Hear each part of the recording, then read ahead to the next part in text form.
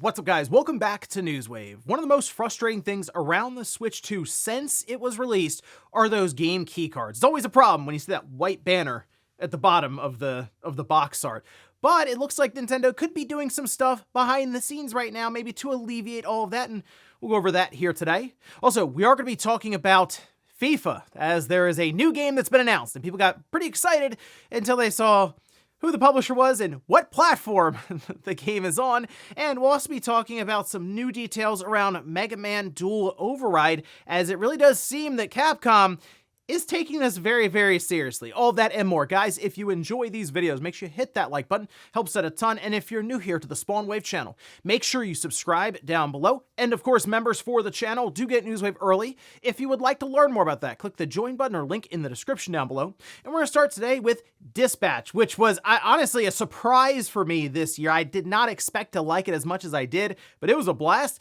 And I fully recommend people checking it out. And it looks like they're adding a new platform to the list here. We can see this over on Gamatsu. They're saying Ad Hoc Studio will release Switch 2 and Switch versions of superhero workplace comedy adventure game Dispatch. That's on January 29th, 2026. Pre-orders are available now through the Nintendo eShop, and it's actually 10% discount right now at $27. If you buy the Switch 1 version, the Switch 2 version is just a free upgrade, so I mean, just buy that one then, you may as well. At this time, it is available on the PlayStation 5 and PC. So we don't have an Xbox version of it currently, but at least PlayStation 5, PC, and then to start next year, we'll have Switch and Switch 2. And it's just good, from what I'm seeing here, for them to get more and more people to be able to play this game, because I would like to see more from Ad Hoc, and I don't know if they'll continue on with the Dispatch universe, but clearly there's a lot of talent there, and they have a really good mind for just the story writing, putting everything together in terms of all the paths you can take. It was genuinely intriguing to see what would happen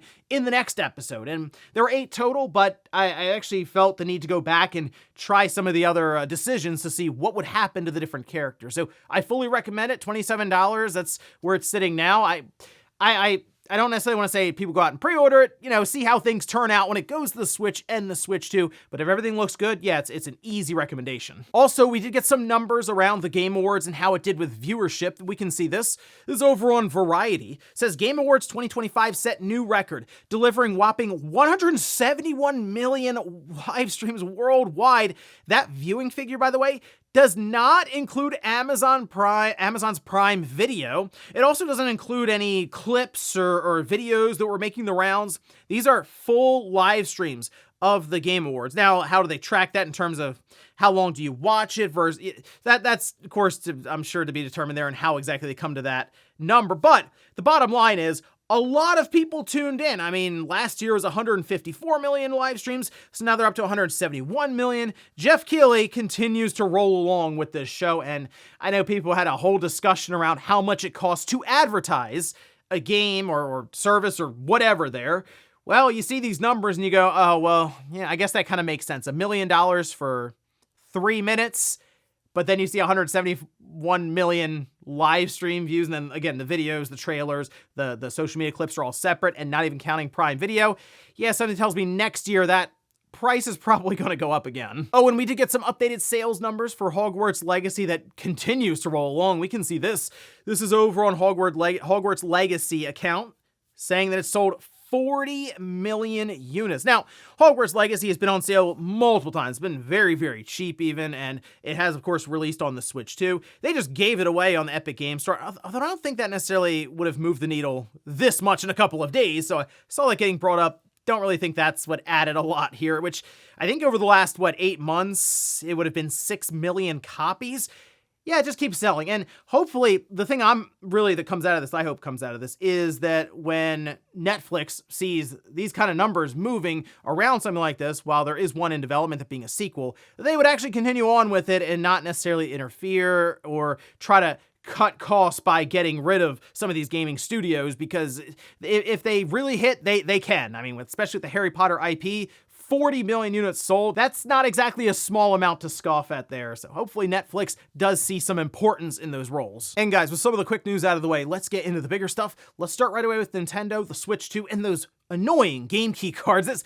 You bring up game key cards, it's a whole thing online. If you just post that you bought a game and it's a game key card, it's People aren't exactly happy to see that white banner at the bottom, but people have been asking Nintendo, can you guys maybe produce smaller cartridge capacities that are more affordable, say, for indie developers who don't need the full 64 gigabyte cards? That's all we have right now. Game key card, which is very cheap, or 64 gigabyte card that is not cheap at all. Well, what if your game is 2 gigabytes, but you want it on a cartridge? You're about to waste more than 60 gigabytes of space.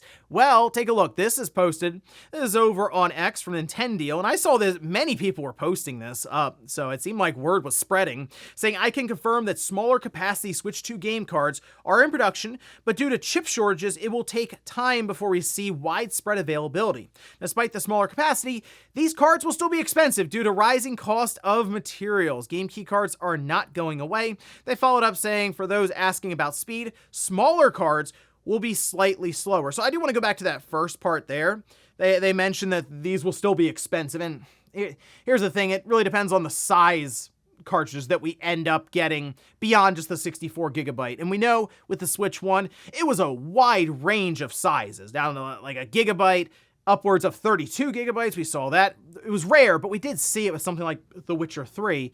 So here you could have Nintendo go in all different kinds of variations. They go all the way down to 4 gigabytes or 8 gigabytes. There'd be a 16, a 32. Who knows what other variations they could have in mind. But to me, the biggest thing is being able to accommodate the lower end of the market in terms of file size, especially for indie developers that we're just struggling with the idea of fronting the cost of a 64 gigabyte cartridge for a game that needs nowhere near that amount of space. As for the read-write speeds, that has been something else that's been brought up, because even if the game can fit on a 64 gigabyte cartridge, if that cart is not fast enough to keep in with, say, streaming assets in a big open world, why would they use it then? They legitimately can't for technical reasons. So I still think the overall solution is probably to allow people to install games to their Switch 2 internal storage from the cartridge itself. I still think that if everything is there on the cart and you don't need an internet connection or a server to download the game, I think would at least sit better with people, as opposed to we're going to sell you a legitimate key that has nothing on it, and it's just going to signal to the server to send the information to you. So if you buy it when you're out on the road or something, you don't have an internet connection that can download 50, 60, 70 gigabytes of data, it'll just take maybe 10 or 15 minutes to install everything from the cartridge, along with any needed patches, anything like that, and you can just start playing right away, necessarily without an internet connection. Now, I do want to point out, as they mentioned, the cartridge will still be kind of expensive, and the timing is interesting on this one, because I think what you're seeing, as we've talked about this at length, and we actually have a story here in a bit about the rising costs around GPUs and RAM, well, storage is also going up. Anything with solid-state drives, those are all going to be jumping quite a bit, especially in 2026. I do wonder if this is more of a result of a lot of that behind the scenes, where these game cartridges are also going up. So if Nintendo can knock these down to, let's say, a company wants a 16 gigabyte cartridge, well, that's now in 2027, that's like the same price as what the 64 gigabyte card was when we launched. So we at least managed to keep pricing the same. That legitimately is the goal for a lot of these companies right now, is trying to ward off rising costs behind the scenes by just keeping them the same. And as we're seeing, a lot of that comes down to, oh, this phone will have less RAM in a year or two. Oh, this laptop will have 8 gigabytes of RAM instead of 16 gigabytes. That's kind of the strategy, maybe to weather a short-term storm of rising, spiking prices and costs behind the scenes, or maybe just become the new norm and just more optimizations have to happen. But I guess here, good news, maybe we will see more options for publishers to tap for games that don't necessarily require that 64 gigabyte cartridge. We'll see, but if prices or costs behind the scenes end up still being around a 64 gigabyte cartridge, yeah, game key cards are here to stay. Next up, let's talk about a new FIFA game that was announced. And we know the whole thing around EA and the FIFA organization, they broke up because couldn't seem to agree on a cost-effective licensing deal for mostly EA, but obviously what FIFA would want out of it. So they decided to go it alone, and EA is doing FC now, and it turns out FIFA had a plan. And in fact, we have a press release now for a new game that's coming out in 2026 to coincide with the World Cup that we would always get, like, before, FIFA World Cup editions. So we're not getting FC World Cup, technically, will get a FIFA one. Okay, cool. That sounds good. What's the problem? Well, let's take a look at the press release. We can see this. Over on Netflix's website saying, this summer as the world gathers to celebrate the FIFA World Cup 2026, fans can play a newly reimagined FIFA football simulation game exclusively on Netflix Games. The game developed and published by Delphi Interactive. Okay, so apparently this studio is co-creating the 007 First Light game that's coming up here in a few months. Anyway, they say allows Netflix members to experience the emotion and drama of the tournament in its purest, most joyful form, in a format that's fast to learn, thrilling to master, and built for anyone to jump in. This sounds great. I don't really see what hold on. Plus, you can play solo or with friends online. All you need is Netflix and your phone. Well, you want to say the new FIFA game will join recently released titles as part of a suite of games that Netflix members can find on their TVs right alongside their favorite shows and movies using their phones as a controller. Well, good news, you all have phones, so this shouldn't be a problem at all. Yeah, unfortunately, it went from excitement to just writing this off in a few paragraphs. It was that quick because how serious is the FIFA game going to be? Okay, so first off, it's on Netflix Games. You need a Netflix subscription to play this game. So it's, in one sense, like, hey, it's free. I mean, you need a subscription. But like, if you already have Netflix, okay, cool, I can just download this game. So then, as we've seen with many games in the past, what then happens? Well, with FIFA, you'd expect microtransactions. I would assume that's definitely going to be something, maybe, I don't know how heavy-handed it'll be, but probably microtransactions this. But you're using your phone as the controller, so I'm not expecting anything that would be as technical as what we had with previous FIFA games or like FC Now.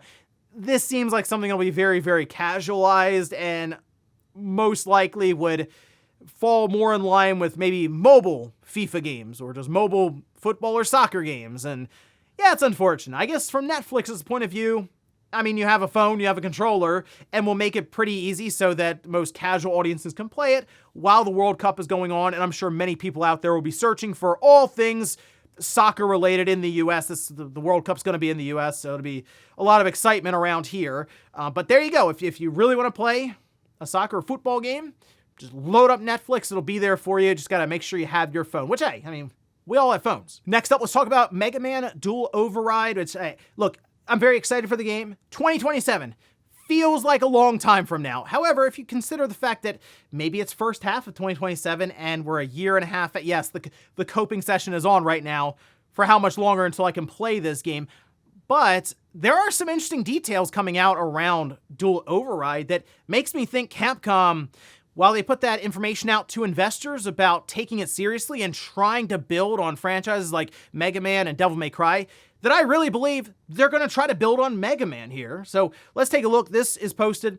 This is over on X from Rami, who says, watch the new Ramble and Reploids, which is it's a good podcast that's all about like Mega Man and stuff. And clearly they're talking about Dual Override now. But they say that's with Proto Dude. And he said something interesting. It seems like the reason why it took so long to get a new game wasn't just COVID. The Mega Man team spent some time learning the RE engine, which will be used for future Mega Man games. Okay, and then Brian, Proto Dude, comes in with more of an explanation here. So read the bottom passage. It says 2019 to 2020 is roughly when the next major Mega Man project was drafted. By that point, it would no longer have been planned for MT Framework. With the team already familiar with RE Engine, Mega Man could be folded into Capcom's main production pipeline rather than being treated as a technical outlier or relying on legacy tools. And to me, this is great because that is true. Mega Man, like go to Mega Man 11, MT Framework, while all of Capcom was going all in on RE Engine. And why wouldn't they? It's their own proprietary engine that's worked pretty well across the board.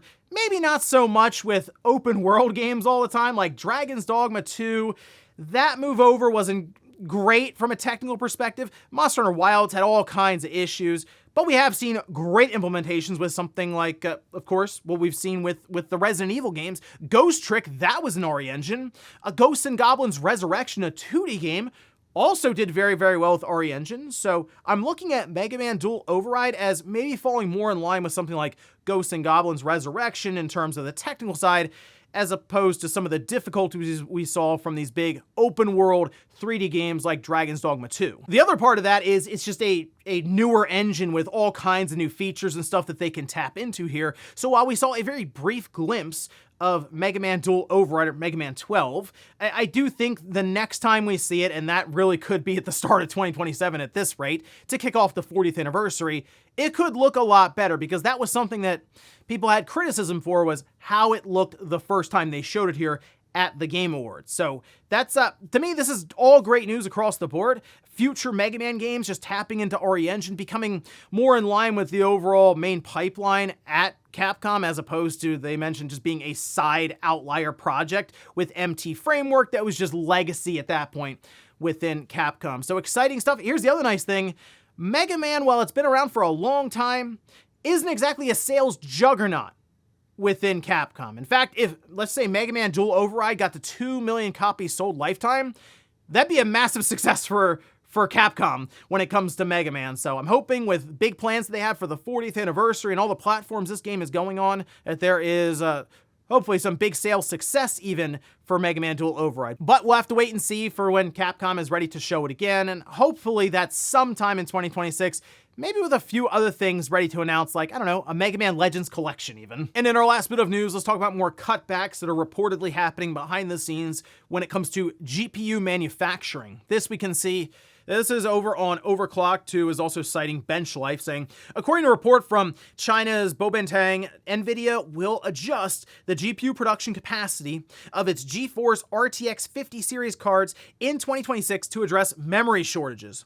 The article mentions that compared to the first half of 2025, Nvidia plans to reduce supply by 30 to 40% in the same period of 2026. In addition to the news from Bobentang, several partners and component suppliers have also mentioned to us that Nvidia will be the first to adjust the supply of GeForce RTX 5070 Ti and GeForce RTX 5060 Ti 16GB GDDR7 card. And that's not shocking at all, because, again, the more VRAM you have on a card that is considered, not really considered budget, but lower end, I guess, compared to all the other cards Nvidia has, think of your 5080s, your 5090s, and others. Those make more sense for Nvidia to stack more RAM on, because they're charging more for it. But a 5060 Ti with 16 gigabytes of VRAM, that's costly for Nvidia, to the point where, with how these RAM price increases are happening, cost increases, it probably doesn't even make sense to manufacture that card anymore for what they're selling it at. So yeah, they're going to be diverting a lot of that to their higher end cards, to their professional cards that have stupid amounts of RAM, but they also sell that for significantly higher prices to, like, corporations and